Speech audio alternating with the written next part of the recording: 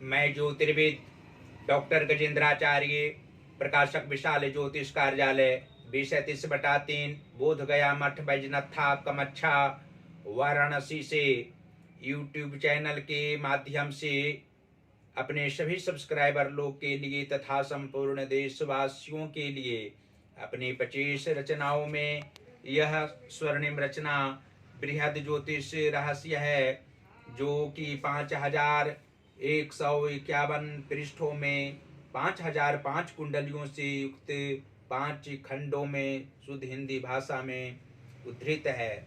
इस ज्योतिष महाग्रंथ बृहद ज्योतिष रहस्य को इतनी कलम अर्थात 525 कलम से मेरे द्वारा रचना हुई है। आज आप लोगों को जन्म कुंडली के सप्तम भाव में चंद्र एवं मंगल ग्रह को बैठने का फल स्पष्ट शब्दों में दर्शाने जा रहा हूं। जन्म कुंडली के सप्तम भाव में चंद्र तथा मंगल के मेल से जातक को दाम्पत्य जीवन सुधर जाता है। जीवनों पर्यंत पति पत्नी में अनेकों दृष्टि से मधुर संबंध ही रहते हैं। यदि स्वतंत्र रूप से मंगल यहाँ हो तो जातक को पत्नी व पति सुख नहीं होते हैं, लेकिन चंद्र और मंगल का मेल से यहाँ मृत्यु पर्यंत प्रसन्नता मिलेगी।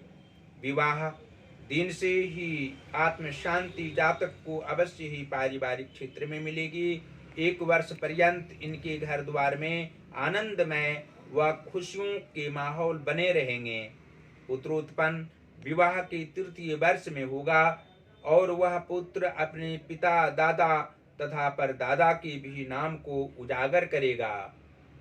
अपने लिए वह कभी भी समाज में झूठ नहीं बोलेगा और ये जातक को वृद्धावस्था में बहुत प्रेम व सेवा शुश्रूषा भी अत्यधिक करेगा। अतः ये दोनों ग्रहों के मेल से जातक शरीर से सुंदर और विचारों में भी उत्तम प्रकृति के होते हैं। पत्नी इसे बहुत प्यार करती है तथा ये जातक भी उसके लिए दिव्य भवन निर्माण कर उसे प्रदान करते हैं। अपनी कमाई का 1-1 रुपये से भवन बनाते हैं। ये पैतृक धन की आवश्यकता नहीं समझते हैं। साथ ही अपनी कमाई का 40% धन माता पिता को जन्मभूमि पर भेजते हैं, कारण कि जन्म स्थान से बहुत दूर ये जातक अपना आशियाना बनाते हैं और उसमें पत्नी व संतान के साथ सुखमय जीवन यापन करते हैं।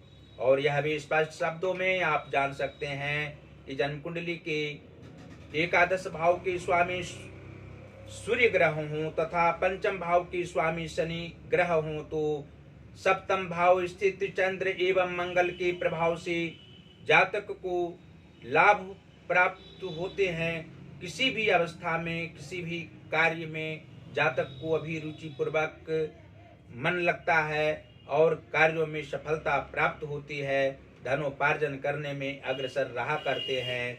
जातक के पुत्र भी इनके समान धनोपार्जन करने वाले होते हैं। संतान सुख की प्राप्ति इन्हें अवश्य होती है और आत्मिक सुख जातक जीवन के उत्तरार्ध भाग में अवश्य प्राप्त करते हैं। जातक पूर्वार्ध भाग में संघर्ष करते हुए दिखते हैं। मानसिक तनाव इनको किसी भी काल में 48वें वर्ष की अवस्था के अंतर्गत अवश्य रहा करता है। शारीरिक कष्ट की संभावना भी वह अवस्था में कभी कभी रहा करती है। और जन्म कुंडली के कर्म भाव के स्वामी चंद्रमा हो तथा मातृभाव के स्वामी शनि ग्रह हो तो 7म भाव स्थित चंद्र एवं मंगल के प्रभाव से जातक को कर्म क्षेत्र में अधिक मन लगता है। जातक कम ही अवस्था से अपने घर द्वार को त्याग देने वाले होते हैं।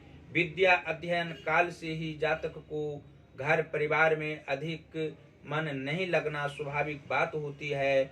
जातक विवाह के उपरांत अपने कर्म क्षेत्र में ही निवास करते हैं। धनोपार्जन करने में ये माहिर होते हैं। मातृ सुख इन्हें अवश्य प्राप्त होता है। इनकी भावनाओं की अनुकूल चलने वाली इनकी माता होती हैं और ये जातक अपनी माता को श्रद्धा पूर्वक मान सम्मान पूर्वक सेवा शुश्रूषा करने वाले होते हैं। और जन्म कुंडली के भाग्य भाव के स्वामी बुध ग्रह हों तथा धन भाव के स्वामी मंगल ग्रह हो तो सप्तम भाव स्थित चंद्र एवं मंगल के प्रभाव से जातक को 25वें वर्ष में भाग्योदय होता है। भाग्योदय होने के उपरांत अनेकों प्रकार के कार्यों में अभिरुचि रखने वाले होते हैं। ऐसे जातक सरकारी क्षेत्र में नौकरी करने वाले होते हैं, लेकिन धनोपार्जन करने में और इनका मन अनेकों क्षेत्र में लगा रहता है। जातक कभी आराम करने वाले नहीं होते हैं। इनको अवश्य ही संघर्ष करने में सुख, आत्मिक सुख की प्राप्ति होती है और धन अंत अवस्था तक अर्जित करने वाले होते हैं। धन संग्रह करने में ये जातक माहिर होते हैं। और अंत में फिर आप लोग यह जान सकते हैं कि जन्म कुंडली के सप्तम भाव के स्वामी मंगल ग्रह हों और इसी स्थान पर चंद्र एवं मंगल एक साथ स्थित हो और लग्नेश शुक्र ग्रह हों तो चंद्र और मंगल के प्रभाव से जातक का दाम्पत्य जीवन सुखमय अवश्य व्यतीत होता है। पति पत्नी दोनों की आयु दीर्घायु होती है। दोनों वृद्धावस्था में मृत्यु को प्राप्त करते हैं और सभी काल में जातक अपने अनुसार कार्य करने वाले होते हैं, अपने विचारों पर चलने वाले होते हैं। और जन्म कुंडली के नीच भावों में अर्थात छठवें भाव में बृहस्पति स्वामी हों और अष्टमेश शुक्र ग्रह हों तो सप्तम भाव स्थित चंद्र एवं मंगल के प्रभाव से जातक का मित्र अनुकूल व्यवहार वाला नहीं होता है। अच्छे विचारों से युक्त नहीं रहने के कारण जातक को उससे लाभ प्राप्त नहीं होते हैं। जातक मित्र बनाने में तेज होते हैं, लेकिन मित्र इनकी अनुकूल नहीं रहा करते हैं। इनकी आयु दीर्घायु होती है, लेकिन मानसिक तनाव भी कभी कभी नीच ग्रहों के कारण होना लाजमी है। और नीच भावों में यदि उच्च ग्रह विराजमान हों और उच्च भावों में पापक ग्रह बैठे हों तो चंद्र एवं मंगल के प्रभाव से जातक को किसी भी काल में आकस्मिक दुख हो सकता है। मानसिक परेशानियों की सामना करनी पड़ सकती है।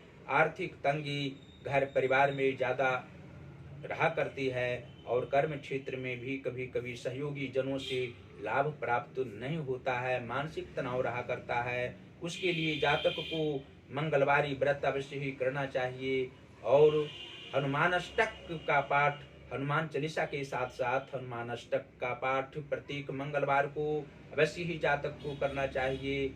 और पीपल वृक्ष में सुबह के समय में जलदान करना चाहिए। सायंकाल में पीपल वृक्ष के नीचे मिट्टी का दीपक में सफेद तिल से दीपक दान करने से जातक का मानसिक कष्ट अवश्य ही मिटेगा और सांसारिक सुख प्राप्त होंगे। आर्थिक तंगी नहीं रहेगी। घर परिवार में उत्साह का माहौल बना हुआ रहेगा।